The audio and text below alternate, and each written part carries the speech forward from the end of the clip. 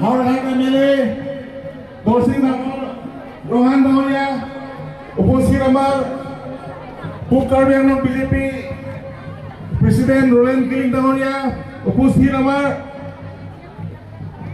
বোকাজান সমষ্টিৰ ইএম তথা মাধুৰ্য নিকেল ফুকন ডাঙৰিয়া, উপস্থিত আমাৰ প্ৰাক্তন ইএম জীৱন চন্দ্ৰ পাঠক ডাঙৰিয়াৰ পৰা আদি কৰি বোকাজান মণ্ডলৰ প্ৰেচিডেণ্ট জেনেৰেল ছেক্ৰেটাৰী পৰা আদি কৰি তেখেতৰ লগৰ অফিচ বেয়াৰ মৰ্চাৰ যিমান আছে আৰু উপস্থিত আমাৰ বিজেপি ডিষ্ট্ৰিক্ট কমিটিৰ পৰা মহিলা মৰ্চাৰ বা বিভিন্ন মৰ্চাৰ পৰা অহা আজি এই মঞ্চত উপস্থিত হোৱা মাননীয়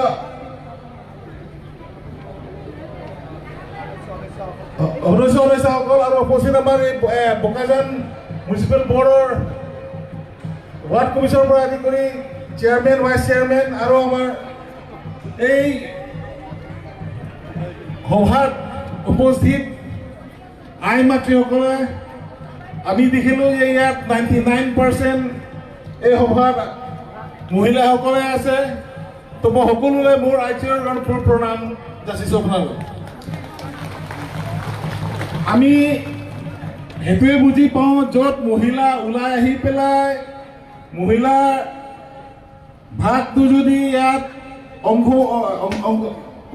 ভাগ লয় তেতিয়াহ'লে সেইটো নিশ্চিত যে যি সিদ্ধান্ত ল'ব মহিলাৰ সিদ্ধান্তটো একেবাৰে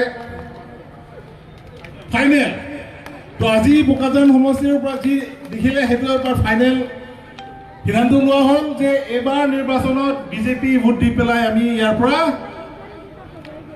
আমাৰ দিছপুৰলৈ মানে বিজেপিৰ যি চৰকাৰ বনাব তাত আমাৰ ইয়াৰ ৰিপ্ৰেজেণ্টেটিভটো উঠাই দিব, সেইটো সিদ্ধান্ত ফাইনেল হৈ গ'ল।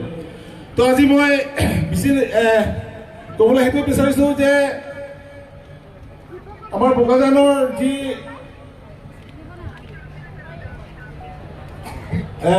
কি বুলি কয়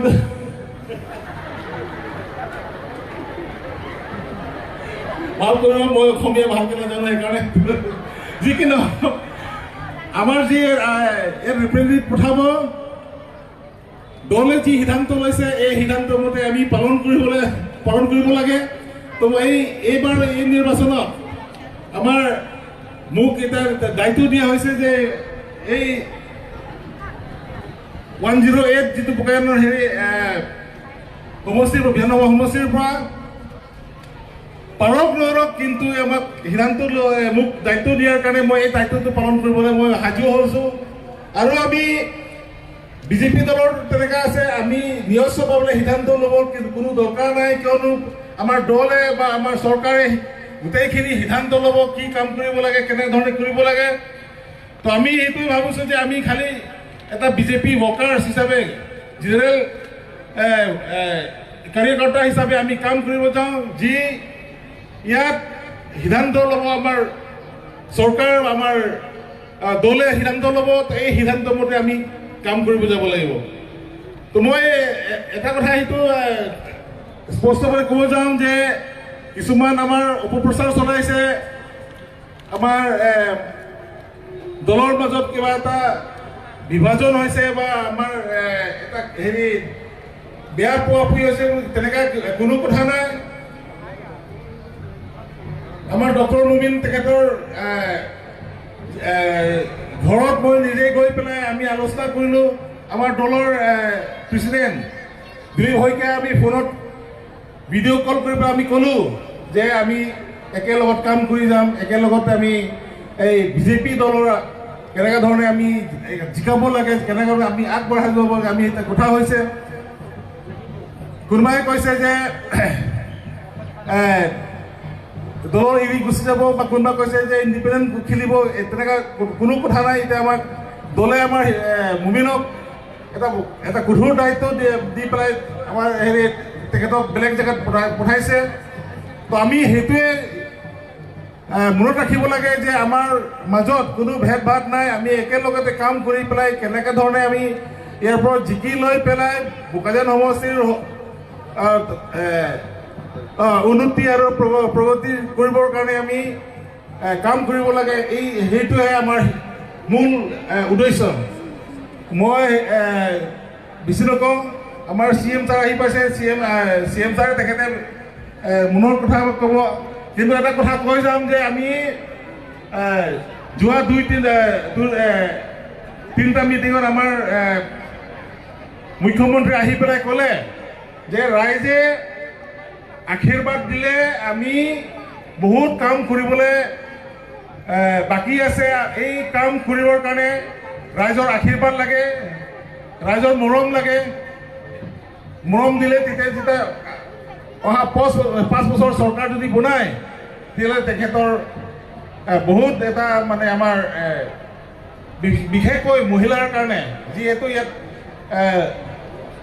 আঁচনি যে দিছে, এই আৰু আঁচনিবোৰ আকৌ তেখেতে আকৌ আগবঢ়াই পেলাই মানে ধৰক যি ইয়াত টকা দিছিলে 10,000ৰ জেগাত পুনৰ আকৌ 25,000 টকা দিয়া, 50,000 টকা দিয়া, গোটেইখিনি তেখেতে ঘূৰি যাব বুলি কৈছে।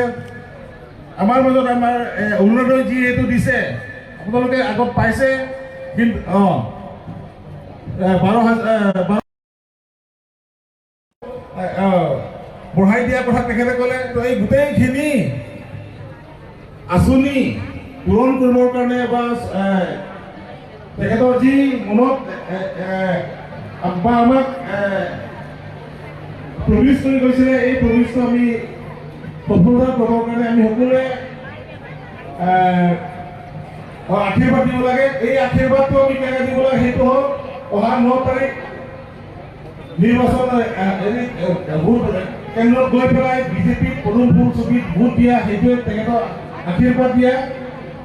তো মই সকলোৱে সেইটোৱে অনুৰোধ কৰিছোঁ, আপোনালোকে 9 তাৰিখ সকলোৱে ওলাই পেলাই ঘৰৰ পৰা ওলাই পেলাই আমাৰ ডক্টৰ হিমন্ত বিশ্ব শৰ্মাক আশীৰ্বাদ দিবলৈ আমি যাব বুলি মই অনুৰোধ কৰিলোঁ। আৰু এই কথাৰে মোৰ চমু বকাই মানে নমস্কাৰ।